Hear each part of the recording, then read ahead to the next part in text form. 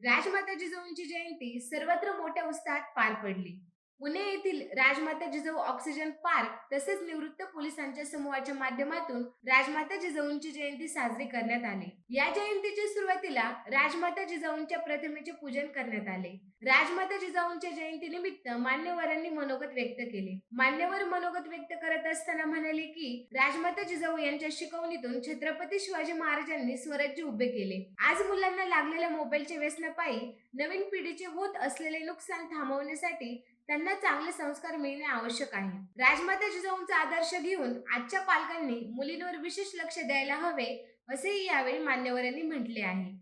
तसेच या कार्यक्रम प्रसंगी पोवाडे आणि बहादरदार गीतेही सादर करण्यात आली. या जयंतीनिमित्त छोट्या मुलीने राजमाता जिजाऊंच्या शिकवणीतून राजे छत्रपती शिवाजी महाराजांनी स्वराज्य स्थापन कसे उभे केले या छोट्या मुलीच्या भाषणाने सगळ्यांचे लक्ष वेधून घेतलं होतं. राजमाता जिजाऊ ऑक्सिजन पार्क यांच्या माध्यमातून प्रत्येक वर्षी राजमाता जिजाऊंची जयंती मोठ्या उत्साहात साजरी केली जात असते. या जयंतीला परिसरातील ज्येष्ठ नागरिक तसेच तरुण तरुणींनी मोठ्या संख्येने उपस्थिती लावलेली पाहायला मिळत होती.